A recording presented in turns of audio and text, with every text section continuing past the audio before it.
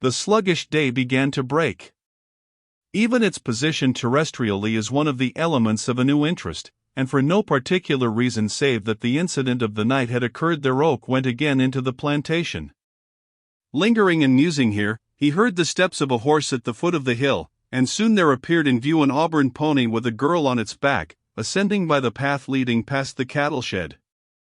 She was the young woman of the night before. Gabriel instantly thought of the hat she had mentioned as having lost in the wind. Possibly she had come to look for it. He hastily scanned the ditch and after walking about 10 yards along it found the hat among the leaves.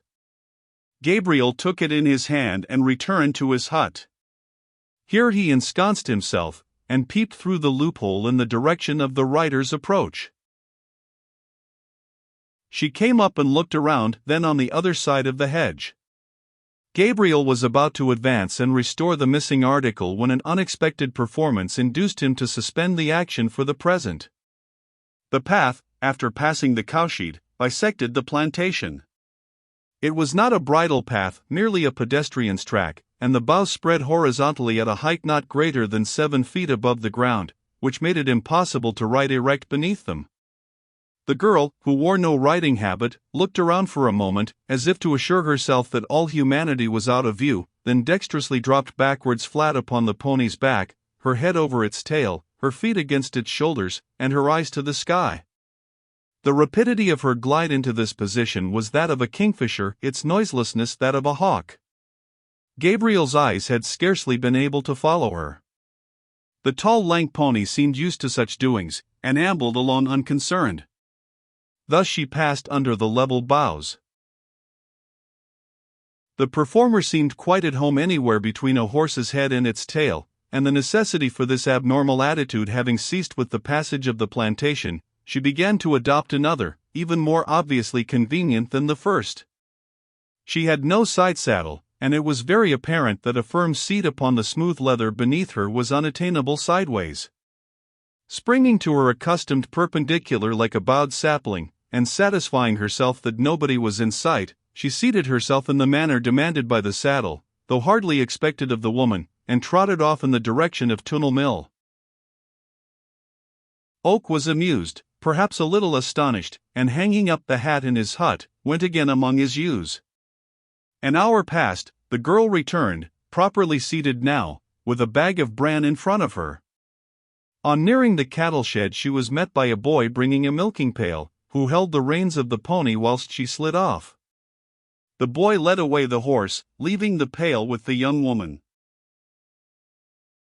Soon soft spurts alternating with loud spurts came in regular succession from within the shed, the obvious sounds of a person milking a cow. Gabriel took the lost hat in his hand, and waited beside the path she would follow in leaving the hill. She came, the pail in one hand, hanging against her knee. The left arm was extended as a balance, enough of it being shown bare to make Oak wish that the event had happened in the summer, when the whole would have been revealed.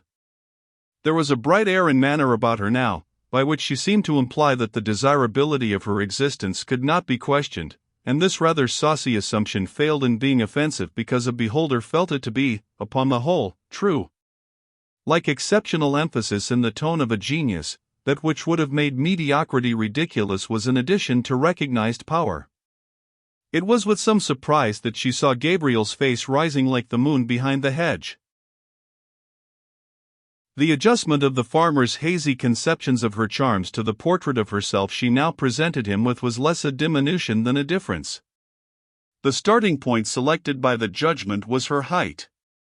She seemed tall, but the pail was a small one, and the hedge diminutive, hence, making allowance for error by comparison with these, she could have been not above the height to be chosen by women as best.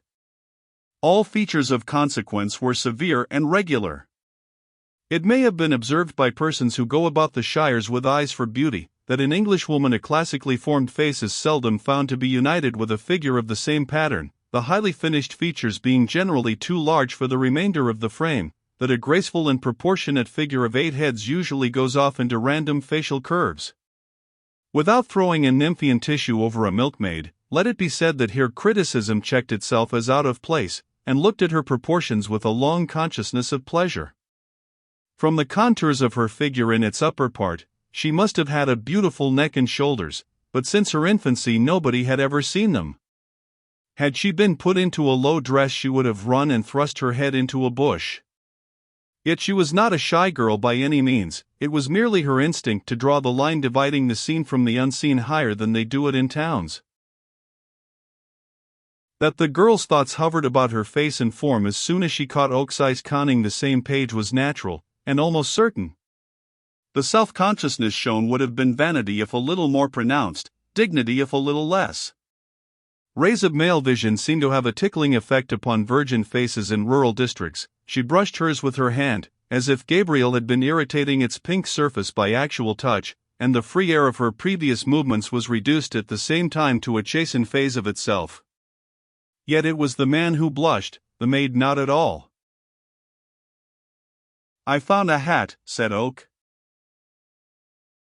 "It is mine," said she, and, from a sense of proportion, kept down to a small smile and inclination to laugh distinctly, "it flew away last night." 1 o'clock this morning?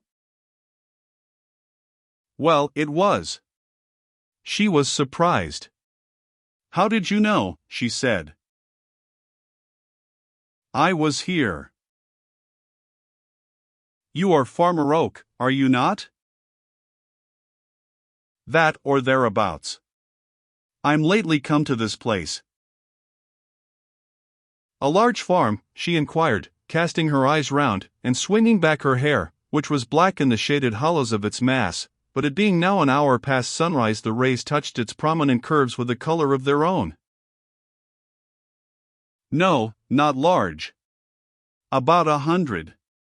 In speaking of farms the word acres is omitted by the natives, by analogy to such old expressions as a stag of 10.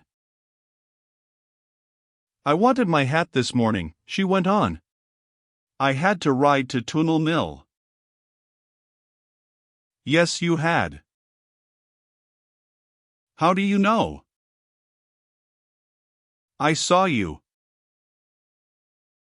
"Where?" she inquired, a misgiving bringing every muscle of her lineaments and frame to a standstill. "Here, going through the plantation, and all down the hill," said Farmer Oak, with an aspect excessively knowing with regard to some matter in his mind, as he gazed at a remote point in the direction named, and then turned back to meet his colloquist's eyes. A perception caused him to withdraw his own eyes from hers as suddenly as if he had been caught in a theft.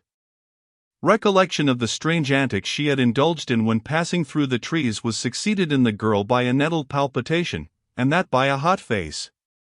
It was a time to see a woman redden who was not given to reddening as a rule, not a point in the milkmaid but was of the deepest rose color. From the maiden's blush, through all varieties of the Provence down to the crimson Tuscany, the countenance of Oak's acquaintance quickly graduated, whereupon he, in considerateness, turned away his head. The sympathetic man still looked the other way, and wondered when she would recover coolness sufficient to justify him in facing her again. He heard what seemed to be the flitting of a dead leaf upon the breeze, and looked. She had gone away. With an air between that of tragedy and comedy Gabriel returned to his work. 5 mornings and evenings passed. The young woman came regularly to milk the healthy cow or to attend to the sick one, but never allowed her vision to stray in the direction of Oak's person. His want of tact had deeply offended her, not by seeing what he could not help, but by letting her know that he had seen it. For, as without law there is no sin, without eyes there is no indecorum, and she appeared to feel that Gabriel's espial had made her an indecorous woman without her own connivance. It was food for great regret with him. It was also a contretemps which touched into life a latent heat he had experienced in that direction. The acquaintanceship might, however, have ended in a slow forgetting, but for an incident which occurred at the end of the same week.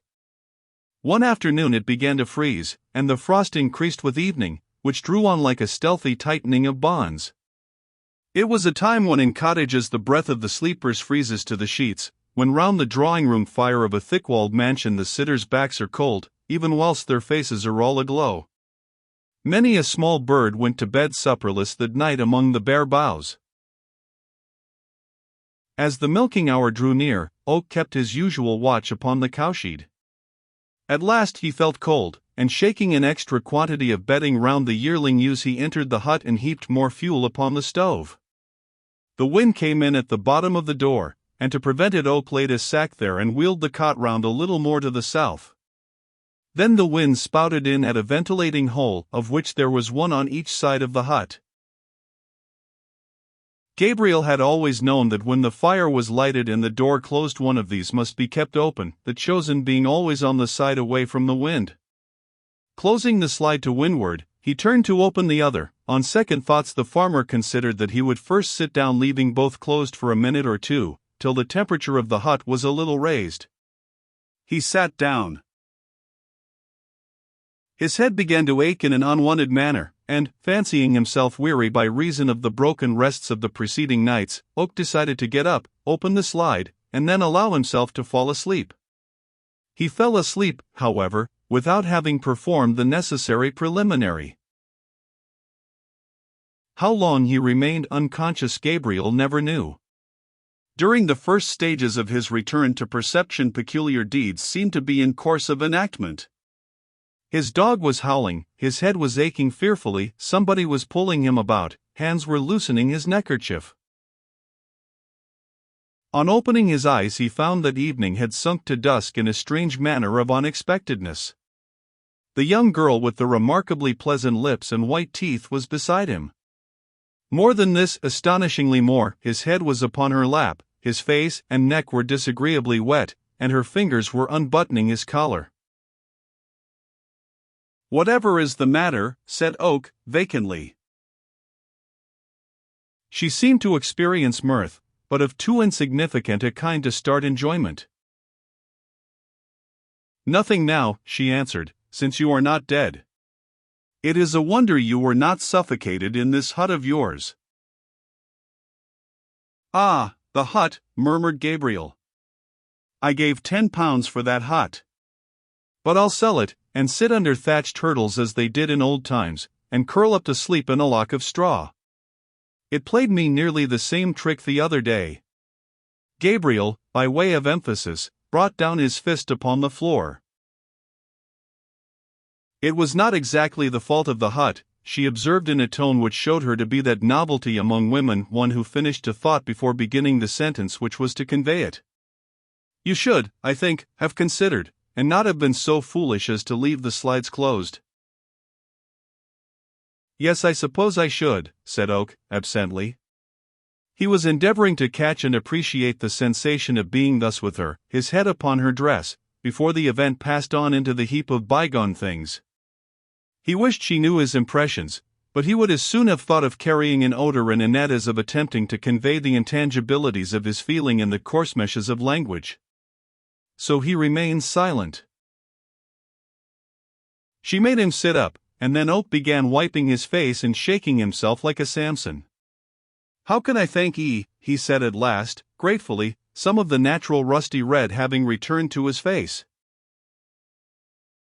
"Oh, never mind that," said the girl, smiling, and allowing her smile to hold good for Gabriel's next remark, whatever that might prove to be. "How did you find me?" "I heard your dog howling and scratching at the door of the hut when I came to the milking. It was so lucky. Daisy's milking is almost over for the season, and I shall not come here after this week or the next. The dog saw me, and jumped over to me, and laid hold of my skirt. I came across and looked round the hut the very first thing to see if the slides were closed. My uncle has a hut like this one, and I have heard him tell his shepherd not to go to sleep without leaving a slide open. I opened the door, and there you were like dead. I threw the milk over you, as there was no water, forgetting it was warm, and no use. I wonder if I should have died," Gabriel said, in a low voice, which was rather meant to travel back to himself than to her. "Oh no," the girl replied. She seemed to prefer a less tragic probability. To have saved a man from death involved talk that should harmonize with the dignity of such a deed, and she shunned it. "I believe you saved my life, miss. I don't know your name." "I know your aunt's, but not yours." I would just as soon not tell it, rather not. There is no reason either why I should, as you probably will never have much to do with me. Still, I should like to know. You can inquire at my aunt's, she will tell you. My name is Gabriel Oak. And mine isn't. You seem fond of yours in speaking it so decisively, Gabriel Oak. You see, it is the only one I shall ever have, and I must make the most of it. I always think mine sounds odd and disagreeable. I should think you might soon get a new one. Mercy, how many opinions you keep about you concerning other people, Gabriel Oak. Well, miss, excuse the words, I thought you would like them. But I can't match you, I know, in mapping out my mind upon my tongue. I never was very clever in my inside. But I thank you. Come, give me your hand. She hesitated, somewhat disconcerted at Oak's old-fashioned earnest conclusion to a dialogue lightly carried on. Very well, she said, and gave him her hand, compressing her lips to a demure impassivity.